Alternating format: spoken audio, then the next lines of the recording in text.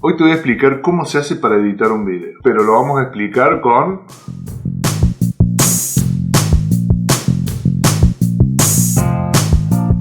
Sí, vamos a usar Legos. ¿En qué programa edites? Es simplemente un programa, es una herramienta. No vamos a ver un software en particular, sino que vamos a dar los fundamentos esenciales de cómo editar un video en algún software. Después vos verás cuál software te conviene, te gusta más y te parece más interesante. En todo caso, después vos vas a elegir qué software vas a usar. Sea por una elección personal, sea por el que te piden el trabajo o simplemente sea con el que te sientas más cómodo o te parezca más fácil. Algunas veces uno tiene que generar contenido y hay veces el contenido te lo dan. Pero en general la primera regla antes de sentarse a editar es poder tener mucho contenido. Este sería todo el material de mi video. Ahora me toca ordenarlo de tal manera que quede un producto interesante y profesional.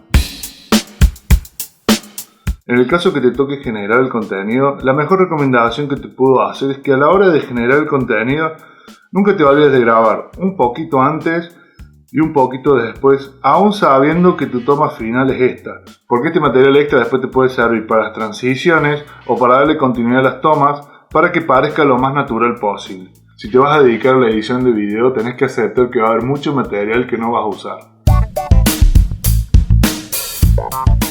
Esta plaquita de acá la vamos a usar como si fuera una línea de tiempo. Primero que todo tenemos que saber que la edición es una composición fragmentada, donde vamos integrando diferentes partes y tomas que después eventualmente van a formar nuestro video. Ahora vamos a usar esta barra como línea de tiempo, ¿sí? Nosotros vamos a empezar a construir nuestro video arriba de esto, ¿sí? Estas son las diferentes tomas a las que vamos a usar y estamos construyendo. Este sería el producto final y este sería el material sobrante. Lo primero que intuitivamente se nos ocurre a la hora de editar es contar la historia cronológicamente, en un sentido lineal, con el tiempo avanzando hacia adelante hasta llegar al final. Pero tenemos varios trucos y varias herramientas que podemos usar para hacer un poquito más interesante nuestro trabajo. Hay 3 técnicas con las cuales se pueden usar para romper un poco el orden cronológico. La primera es la más conocida y es el flashback, donde uno va contando el relato de la historia y en un momento decide hacer un salto temporal e incluir una escena que está fuera de la línea temporal de la película o del relato. El flashback siempre se usa hacia el pasado. Un buen ejemplo es cuando en Ratatouille el personaje come el ratatouille y se acuerda de su infancia. Viene el relato en el restaurante, ¡pum!, se acuerda de su niñez, retoma el relato.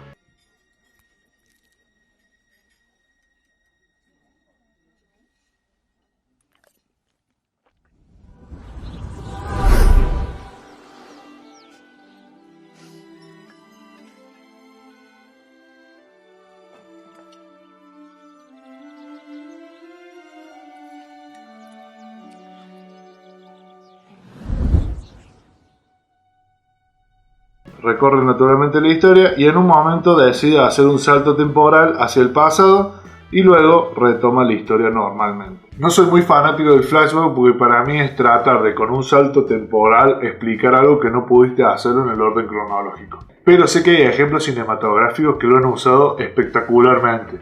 Por ejemplo, Breaking Bad. Flash forward. Vamos a conocer el hermano desconocido del flashback, el flash forward. Sigue la misma lógica, pero el salto temporal es hacia el futuro. El flash forward se usa para imaginar cosas en el futuro o para soñar hacia adelante. El ejemplo más claro del flash forward es el final de Tonto y Retonto, cómo se imagina el personaje principal matando al novio de su amada. Honey, there's someone I want to introduce you to. He's the kindest, gentlest man I've ever met. Will you meet him? Sure. He's got a gun!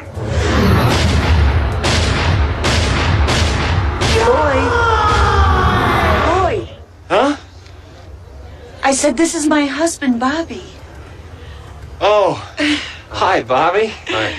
En donde se saluda con el personaje, sueña con que lo va a matar y luego vuelve a la situación real de la película. O sea, estaba imaginándose cómo lo mataba el novio para poder tener a su amada. Eso fue un flash forward. La gran diferencia que hay en el flashback y el flash forward es que el flashback repasa hechos concretos. En cambio, el flash forward es un futuro ideal, posibilidades, entonces no es nada concreto. no es exacto y puede ser impreciso.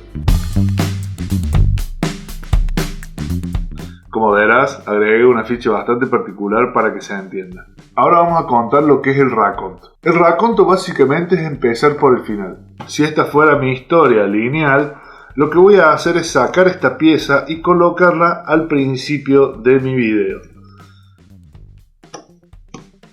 De esta manera. Un ejemplo claro de que usa este recurso es la película Megamente, que lo que hace es, del momento de acción final, extrae el peor momento que está viviendo Megamente y lo coloca al principio. Y eso sirve de disparador para empezar a contar toda la historia. Así ha estado mi día.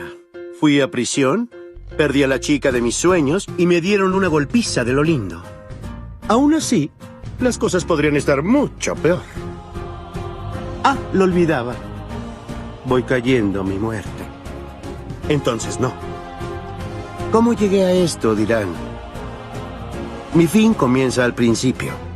El punto de partida. Ese sería el raconto. Generalmente el raconto muestra una escena donde ves al personaje en una situación que jamás el personaje estaría. Mi ayuda de memoria para acordarme lo que es el raconto es el recuento. ¿Por qué? Porque extraigo un momento de cómo terminó el personaje y hago un repaso de cómo fue que hizo para llegar a ese momento. Películas de eso hay un montón de ejemplos que les voy a dejar ahora mismo.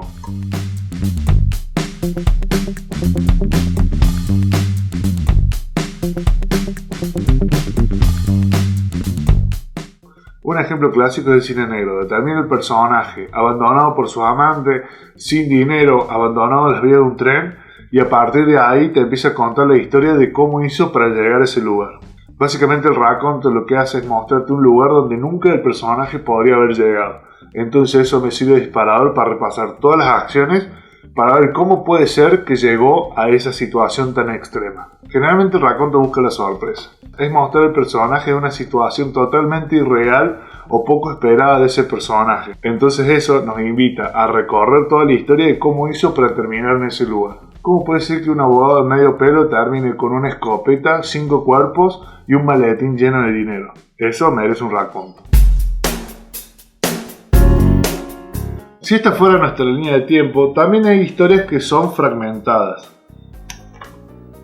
Es decir, que no tienen un orden lógico ni tienen una forma establecida de orden cronológico. Simplemente es una narración fragmentada. El ejemplo más claro de esto es la película 500 días con Summer. Personalmente no creo que la historia sea muy loca más que simplemente una historia romántica más. Pero la edición es muy particular, porque si la relación duró 500 días, la edición de la película es simplemente saltar de un día al otro. O sea, empieza con el día 200, después vuelve al 1, después va al 400, después va al 50 y después vuelve a pasar por el 200. Lo que le da esa particularidad a esa historia es que te la cuenta fragmentada y vos sos el que tenés que terminar de armar esa historia. Esto puede llegar a ser interesante al espectador porque vos le estás dando diferentes momentos de la historia y el espectador es el que tiene que construir todo ese orden cronológico. Ahora te voy a mostrar las 3 posturas que vos podés tener para contar una historia. También es muy importante que el editor sepa dónde posicionarse a la hora de contar una historia. La pregunta que hay que responder es de dónde estás contando la historia. Generalmente en narrativa audiovisual se cuenta de esta manera.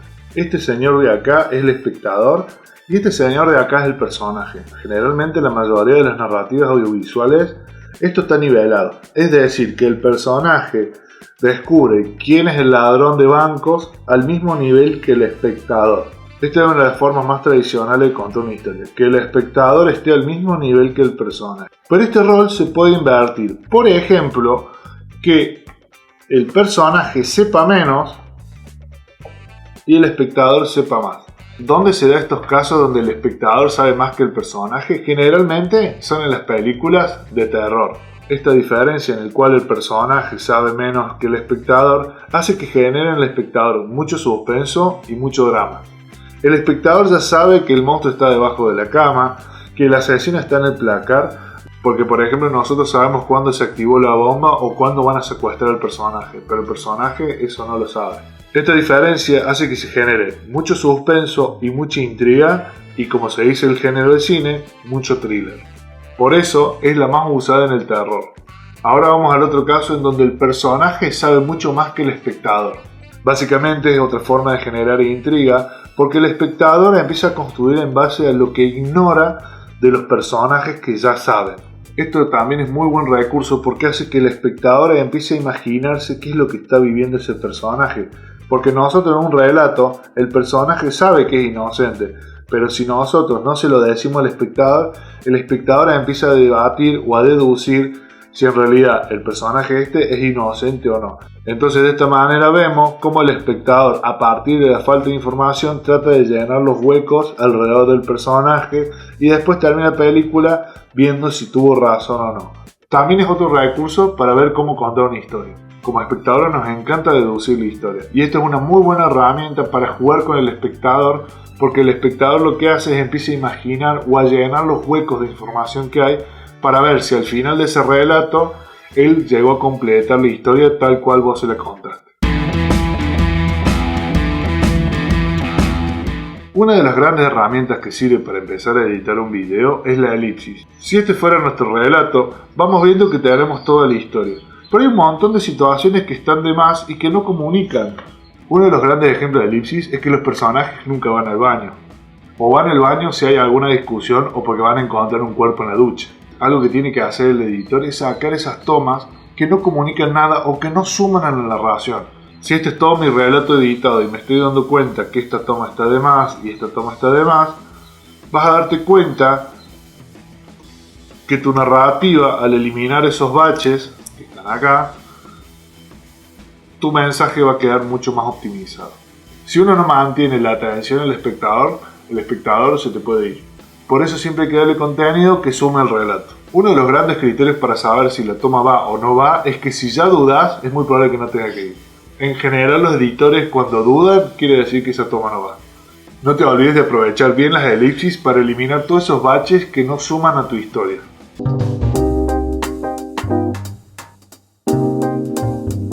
Por último vamos a explicar lo que es el render. Cuando nosotros estamos editando, sea en una tablet, en una computadora o en un celular, en realidad el video no existe porque el video es virtual. Lo que nosotros tenemos que hacer es exportarlo para que termine siendo un solo video.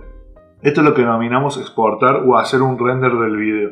Porque hasta que no hagamos eso, el video simplemente es virtual, no está construido, no existe un archivo al cual podamos subir a un pendrive o subir a YouTube. Para que entiendas lo que es el render, es como una impresora 3D. Primero vos haces el modelado virtual de ese elemento que vos estás haciendo y después lo exportas, o en el caso de la impresora 3D, le das a imprimir. Lo que vos necesitas hacer es un proceso en el cual la computadora tome todos estos fragmentos y termine haciendo un video único. Ahora sí, que este es tu video final, lo podés subir a YouTube, lo podés subir a un pendrive o lo podés compartir a tus amigos. Ahora bien, el editor debe aprender en qué momentos conviene usar cada recurso para optimizar mejor la narración. Creo que ser un buen editor también es saber qué no debe tener la edición. Ninguno en sí mismo es una mejor herramienta, simplemente depende del criterio del editor de usarlo de la mejor manera posible para ese relato que está queriendo contar. Ninguno es mejor que el otro, simplemente son diferentes herramientas. Otra de las cosas que hacen un gran editor es que tenga la capacidad de saber qué tomas no van. En la mayoría de los casos vas a trabajar en productos audiovisuales que te van a establecer un tiempo y vas a tener que empezar a achicar el producto audiovisual que terminaste de hacer. A veces nos enamoramos tanto de nuestro producto que es muy difícil achicarlo o comprimirlo a los tiempos que hemos establecido o que el cliente solicita. Eso es uno de los grandes desafíos que tiene un editor de video. ¿Qué pienso yo de los software de edición de video? Es que simplemente son una herramienta más. Me molesta la gente que me pregunta en qué programa edito esto. Porque está dando a entender que en realidad lo bueno del producto es la herramienta y no quién lo trabajó. Básicamente le estás preguntando a Messi qué zapatillas usa. Personalmente yo uso Premiere y After Effects para editar, pero vos podés usar cualquier programa, porque para mí depende del talento que vos tengas para contar una historia y que tengas en esa cabeza para procesar de mejor manera esa narrativa que vos querés contar. Así que siempre que te pregunten esas cosas vos defendés que decís no, es el talento y la cabeza que yo tengo para hacer ese producto. Estas son algunas de las herramientas que vos podés llegar a usar para no ser tan lineal en tu historia, para no ser tan cronológico. Estas son diferentes opciones que pueden llegar a hacer que tu historia sea un poquito más interesante. Espero que te haya gustado y nos vemos en el próximo video.